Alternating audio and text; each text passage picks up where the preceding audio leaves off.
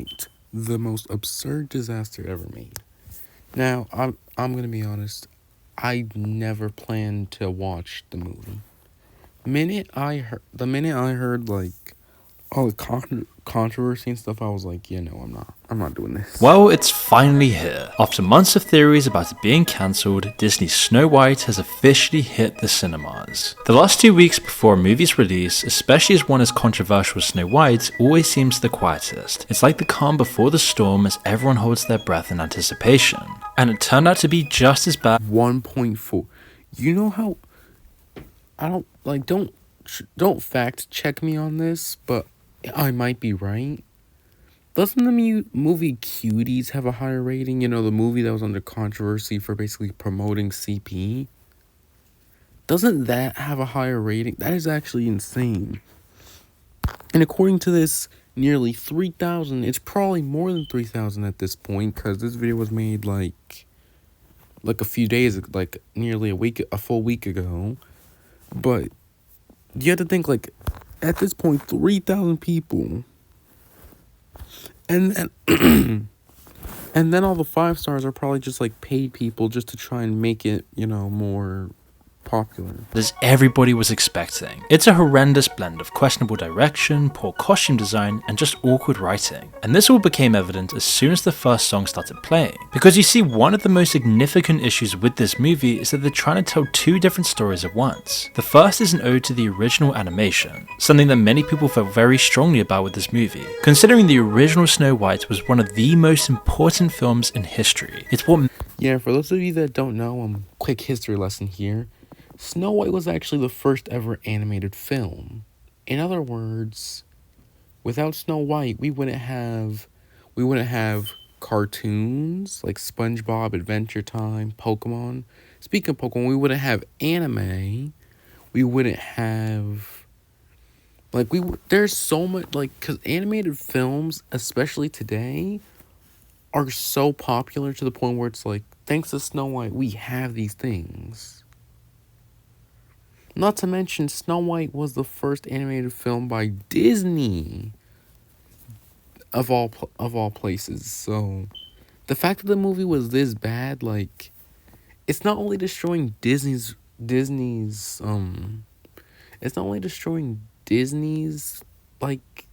first ever film. It's also just like, how do you mess up the first ever animated film?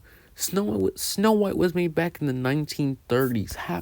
It's quite literally damn near impossible to mess up something that was made almost 100 years ago.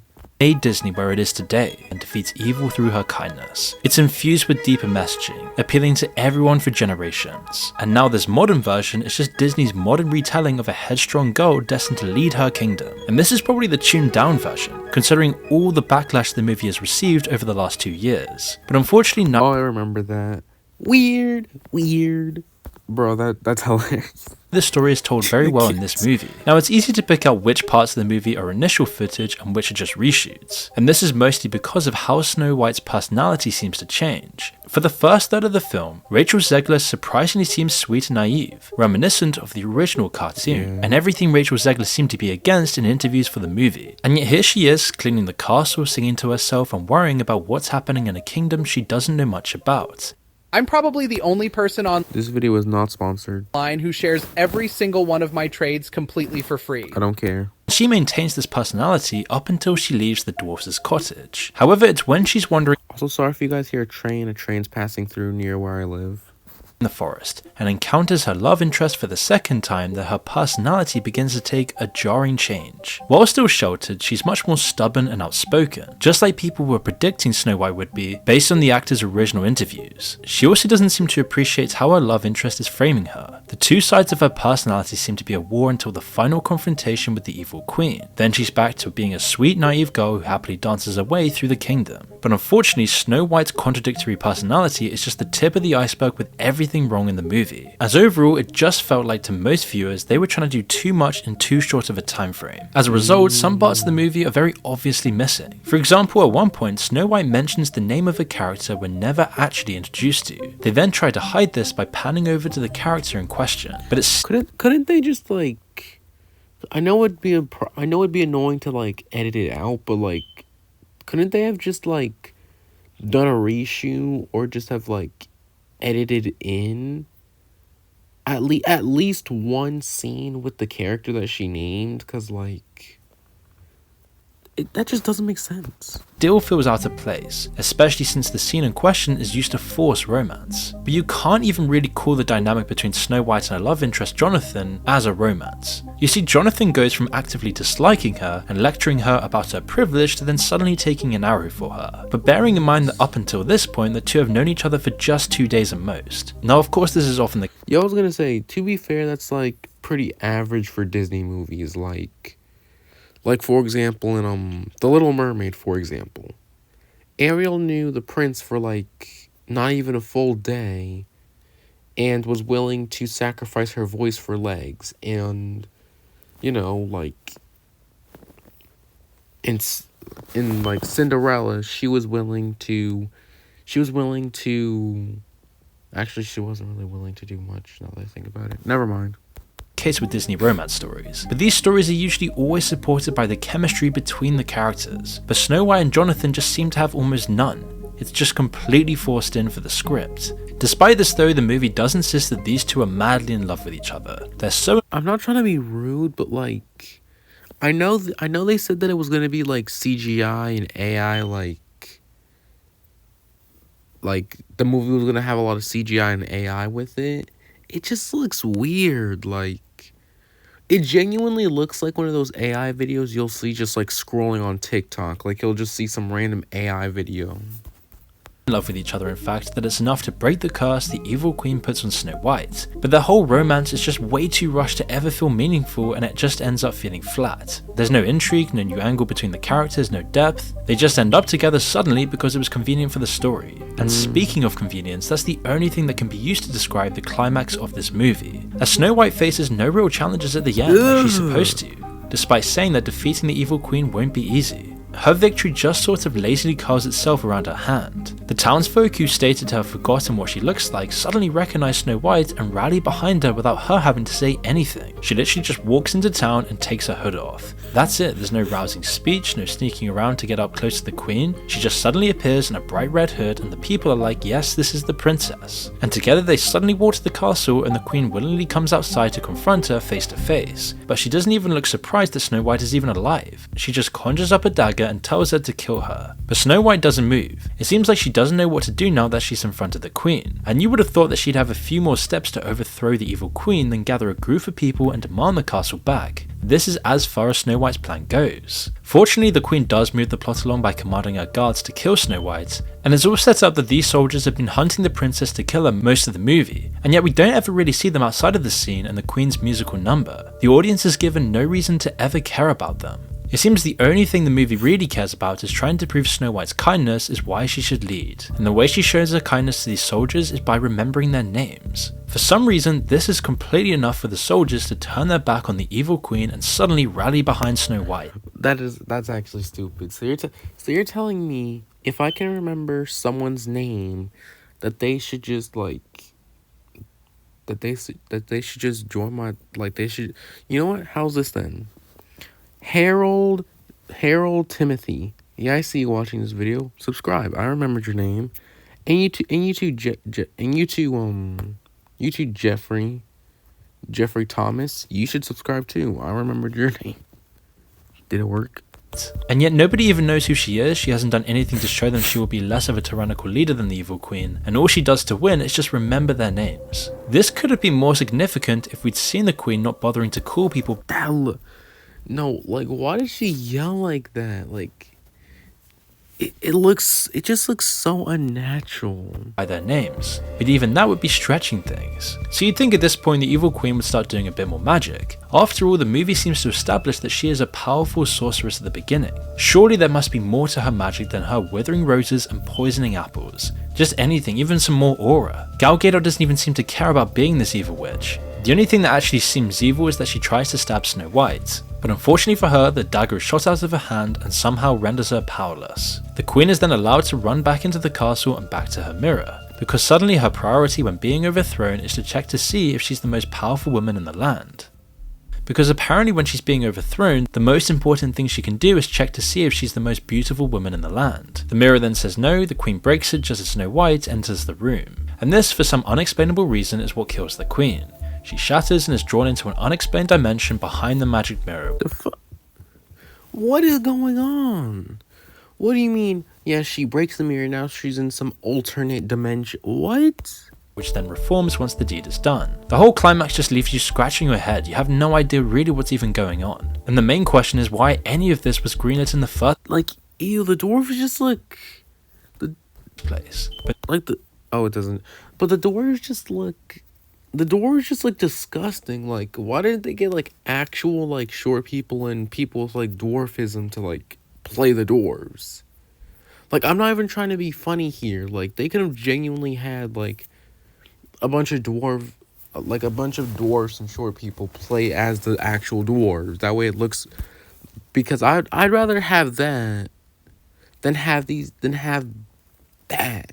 That just looks ugh. This is far from the worst thing about the movie. Ew. That honor goes to the huntsman. In the original cartoon, the huntsman was one of the most terrifying characters in the movie. The moment when his shadow falls over Snow White like an omen of death was bone-chilling, enough to give any child nightmares. He didn't have a large part in the story, but was a very memorable character, and one that added a lot of depth to the movie. But the 2025 rendition of the character just doesn't hold a flame to the original. He's the least intimidating thing in the entire movie, and it doesn't help that he doesn't seem to know how to hold a dagger properly. He just pulls it out and stiffly points it at her. No, it looks like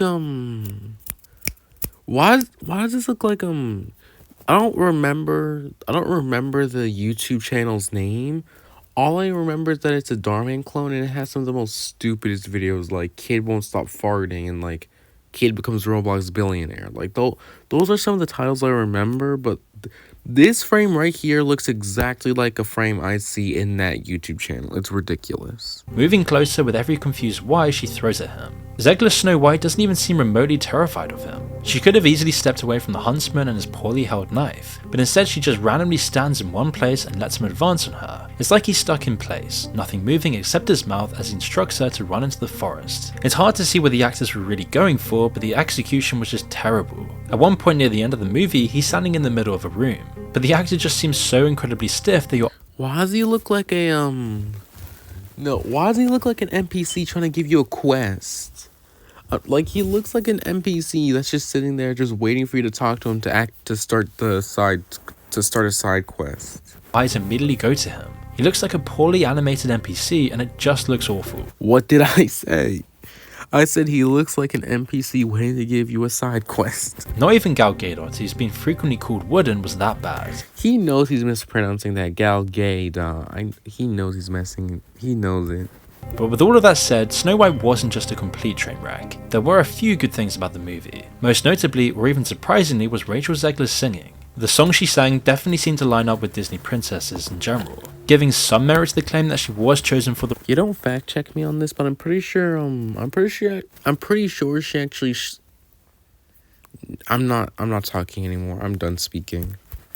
role because she could actually sing. And while the same can't really be said for Gal Gadot, she still had some good moments. Her prosthetics for the old hag were very well done, and seemingly worth the 4 hours in makeup, as it gave some level of realism to the film that would have been completely lost if Disney just tried to CGI the old hag look. But unfortunately, that's kind of it about the movie. It's just a boring, bland mess. Its plot was convoluted at the best of times, and it's just riddled with holes at worst. It's a completely forgettable movie that everybody will move on with and never even think about in the future. But at least Disney finally released this, after 2 years of just awful hype. Even just the last 2 weeks before the film's release was just completely dead. Nobody even cared to speak about it anymore. It was like the Yeah, I'm not gonna lie, I didn't even know the movie was releasing until, I didn't know the movie was releasing until randomly I just saw,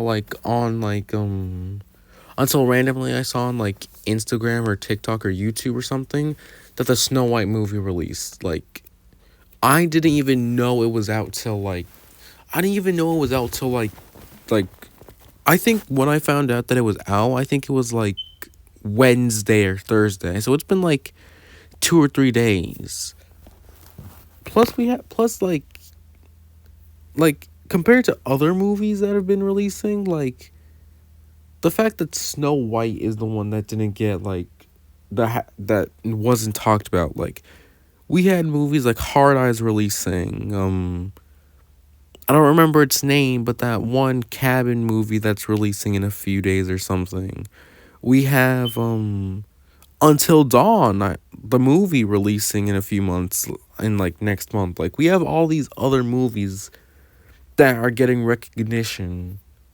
Yet Snow White is the one that's not getting any. That's insane. Before the storm, as everyone held their breath in anticipation of a disaster. But this wasn't the case with Snow White. If anything, the controversy only seemed to get worse. And of course, their lead actress was right in the thick of it. As the release date of Snow White approached, Disney You could say she's in the thick of it because everybody knows the meme's dead. seemed to be doing everything possible to keep its lead actresses apart. Gal Gadot conducted fluffy interviews with various media outlets. Meanwhile, Rachel Zegler was traveling around singing in non-English speaking countries. The reason for this separation came after the two voiced differing political opinions. People could only speculate about what was Yeah, I'm not gonna lie.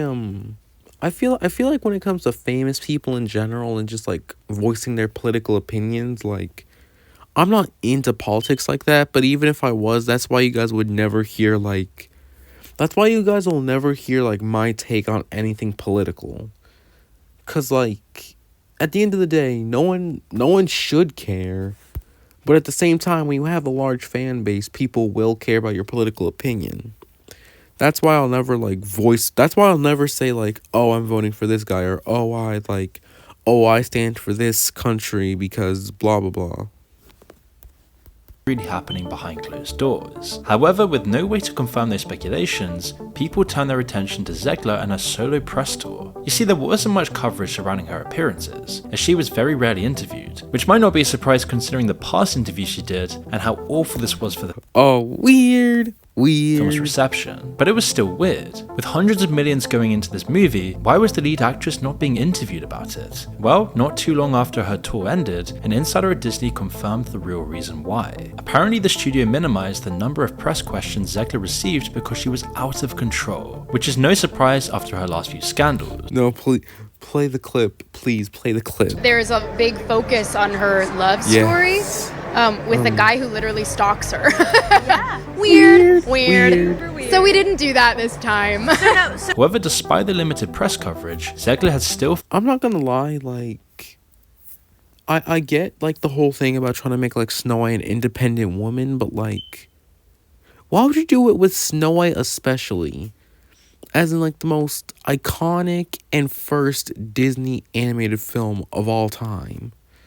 Like, why would you do it with such a huge movie in history? Like, that's, like, why? Out of all animated movies, you could have done, well, there's already a Beauty and the Beast live action. Technically, you could just do a second. You could do a second Beauty and the Beast live action. No one would mind. No one would mind if they made Belle more independent. You could make, hell, we have Brave. For those of you that don't know what it is, actually, it might be a Pixar film. I don't remember. But it's basically a movie where a princess doesn't have a love interest and she's more independent. Like, she's the most independent princess. She's also Scottish. But yeah, like, you could have just made a remake of Brave. She's an independent woman, just do her. found a way to upset people. As she realized that people weren't taking kindly to her bashing the original animation, she changed her tune on many things. Unfortunately for her, nothing she says is going to save the film now, not even commending people for their passion of the original movie. During an interview with Vogue Mexico, she commented that it was an honor to be a part of something that people felt so passionate about. But nobody listened to this after her previous interviews, as it just seemed like a desperate scramble to appease those who threatened to boycott the movie, much like Disney's attempts to keep the actresses away from each other. It did nothing to stave off the controversy that was mounting, as there was only so long that Disney could avoid having Gadot and Zegler in the same room, and the studio knew that. However, rather than bring them together for an interview, the studio broadcast just how bad things were at the Oscars. I suppose if you're going to tank a film, you might as well do it in style. Yikes. During the evening, Gadot and Zegler presented an award, and people could immediately tell that something was off. Typically, when celebrities present together, they exchange banter to draw laughter out of the audience. There's some natural chemistry, but with them, there was absolutely no chemistry. Not even Disney could force it. From the moment they walked on stage, they seemed to ignore each other. With polite smiles on their faces, they read from the teleprompter and stared right at You know what would be funny? You know, like, it would be absolutely hilarious if before this they had a fight over, like, something, over, like, differing opinions of political beliefs. And then, like, someone said it was showtime, and then they just, like, pretended to like each other just to go back to arguing after this ended. That's just a random thought that I just find funny. Camera. They wouldn't even look at each other. It was like they were purposefully avoiding each other despite being on the same stage, convincing everyone that these two people couldn't stand each other. They weren't even playfully pretending to hate each other either, which arguably would have saved them any rumors about disliking each other. They just pretend the other one doesn't exist until they can get off the stage and sigh a breath of relief. The whole thing was made so much better by the fact that they were presenting the award for best visual effects. Okay, respectfully though, I feel like this is also a Disney L. Because if Disney knew that Rachel and Gal Gadot weren't gonna enjoy their time together, like if they knew the two lead actresses, the two main roles of the movie weren't getting along, just hire a new actress to replace one of them. I'm sure no one would care if you replaced one with another actress. And out of all possible categories, that was the one chosen for the leads of the CGI hodgepodge that is Snow White. Whoever made that decision is either clueless or paid off by Disney. But media outlets claim that the hatred between the two is why Disney has cancelled and scaled back the Snow White premieres, along with all the hate online. Which is really crazy considering that Disney premieres have always been massive events. The guest lists are always star-studded, and everyone who can— Bro, why did that guy look like a Why did that guy just look like that guy looked like an AFK like player in a video game. Like, he just looks so stiff. and wants a chance to walk the red carpet. Of course, every media outlet in existence is there taking photos and interviewing everyone they can. This video is not sponsored, but speaking of, since I'm actually thinking of it, what was I gonna say? Oh crap, I forgot. Oh yeah, now I remember. So like, I also remember like a few days ago when I first found out about the movie even being out. Bro, there are some people that posted like them in the theaters to watch the movie. Nobody was there. Like there would be like one small family, and then like a couple because there was no better movies to watch. And there's always a premiere in Europe or the UK for those who aren't in America. However, shortly after this Oscar fiasco, the studio took a different approach with Snow White. There was a red carpet, but Disney's guests were asked fewer questions than usual. This was because Disney limited coverage to photographers and a house crew, because what better way to prevent your lead from killing your movie than keeping her from saying anything. The premiere in Los Angeles wasn't the only one affected, but while that one was only downscaled, the one meant to be held in London was just cancelled altogether. The last time a studio scaled down their own premieres so drastically was for The Flash, and that was— Which one do you think, guys, which one do you think is worse? Comment below. The Flash or Snow White? Personally, I think that Snow White's worse just because of, like, all the controversies and all the issues with, like, just everything about the movie in general. It's just, like, why even make it a thing? You could have just, like, canceled the movie. because of Ezra Miller's criminal behavior. If that's not a sign that Disney has zero faith in the film's success, then I don't know what is. But impressively, Snow White's premiere was not only the smallest Disney has hosted in years, it's also had the worst numbers for advance tickets. When studios like Disney release a film, they start selling tickets at least a month in advance. Because of the hype that follows these films, the opening weekend showings are sold out within hours. With these huge $100 million+ budgets, you can— Let me see some of these. Jeez. Okay, wait. Atlantis, oh.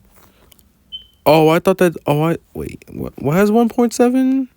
What is, Bambi, I can't read, I'm sorry guys, I can't read. I need this, otherwise the film will just bomb. But this time the studio didn't even open advance ticket sales until 2 weeks before the movie was set to release. This was almost unheard of, especially for a film the studio once thought was a guaranteed hit. It's literally Disney's most famous film in the past, and the one that made Disney as successful as it is today. But even more— Just like I said, quite literally the first ever animated film for Disney. unheard of is just how slowly they were selling the tickets. The theaters were taking ages to fill up, Smaller theatres have barely filled up after a few days, and the excessively large ones, well, the number. Look at this. You know for a fact. So this is the screen, right? Nobody in any rows. These three people are probably just like paid. These three people are probably movie critics. This is probably a family. This long row of 1, 2, of 3, of 8. And then these two are probably just like aunt, uncle, grandpa, grandma. Like, you know for a fact this is a family, and then these two are just like movie critics, bro. Nobody is enjoying this. Numbers were just downright embarrassing. A month ago, Snow White was expected to make $65 to $68 million. But as ticket sales have failed to gain traction, those numbers dropped to an estimated $48 to $58 million. This is on par with what the Marvels made on its opening weekend. Analysis have tried to blame the depressing numbers on the age of the original film. Apparently younger audiences. No, people still enjoy movies that are like really old. Like people still enjoy like the original Lion King, even though that was made in the 19s. Like, people still enjoy the Lion King. It's not because the movie's old. Like even I still sometimes will watch the original Aladdin, even though that was made like more than 20 years ago at this point. Might not recognize Snow White because the original movie was released all the way back in 1937. But this just feels like a really flimsy excuse, especially when you actually see the movie. The company knew they had to do something drastic to turn this movie around and finally recover the financial loss the movie was destined to have. And so Disney would try to do everything they could to shift the narrative, which is why the morning after the original premiere, it seemed like no media outlet had anything bad to say about Snow White. After 2 years of. Yeah, they were definitely paid off. It's like one of those things, like, for example, like, let's say like you, like, in math, everyone else, like 83% of the class says, you know, the answer is A, but then there's the other like 17% that say like, no, it's D. It's like, we're all saying it's this, but only you're saying it's that. There's no way every single one of us are wrong. There's no way all of us are wrong and only you're right. Controversy and people bashing the film relentlessly, Disney had seemingly won the battle. Variety even called it a visual feast. One critic called it the best live-action adaptation in years, with people even going so far as to say that this would be fans' favourite live-action remake. All of this onslaught of positivity just made no sense. It came out of nowhere. It was almost like being in a parallel universe where Disney remembered how to write these stories. But unfortunately for Disney, they couldn't control the narrative for that long, as people soon realised the positivity was only limited to the few outlets that Disney had invited to the premiere. And on March 16th, 2025, writers at That Park Place had a very interesting discovery brought to their attention, as it seemed the Hollywood Reporter had quietly attempted to edit one of their articles. The article in question referenced Snow White as CGI dwarfs and how they came to be. This was such a weird thing to do, it managed to take away the spotlight from Rachel Zegler, as according to the Hollywood Reporter, Mark Webb, the director of the movie, had always planned to use CGI dwarfs. Not only was this a strange attempt to make Snow White critics look unreasonable, but this was just a blatant lie. It was like they were hoping people were too stupid to notice the change. But unfortunately for the Hollywood Reporter, someone had actually downloaded the original article as a PDF and immediately brought the change to That Park Place's attention. And it showed how Disney and all these other media companies would go this slow just to try and change the narrative, which is not something you do when you're confident in the movie. But as soon as the movie was released and the veil was lifted, all bets were off, and Snow White never stood a chance. The Independent called it lazy and visually repellent, the HuffPost called it a strange hot mess, and the Times declared that Disney had trashed its reputation, and that the movie was a new low both for the studio and for cultural desecration. The Guardian's Peter Bradshaw was particularly harsh, as he called it an exhaustingly awful project, with a tiring pseudo-progressive approach that felt hollow, with everybody everywhere basically coming to the exact same conclusion: don't watch this movie. CBS News even went so far as to say Snow White is firmly the pantheon of films that chip away at our culture simply by existing. This whole film has just been nothing but one problem after another for Disney, and a final wake-up call that none of Disney's BS will be tolerated by audiences anymore. That was actually an amazing very underrated YouTube channel. But yeah, I don't plan on watching. I haven't watched it, and I don't plan to. Like, Like, nobody is trying to watch this. No one's trying to watch TS. But yeah, if you enjoy the videos, like, subscribe, follow my Instagram, Twitch, and TikTok, and I'll see you guys next time. That's all.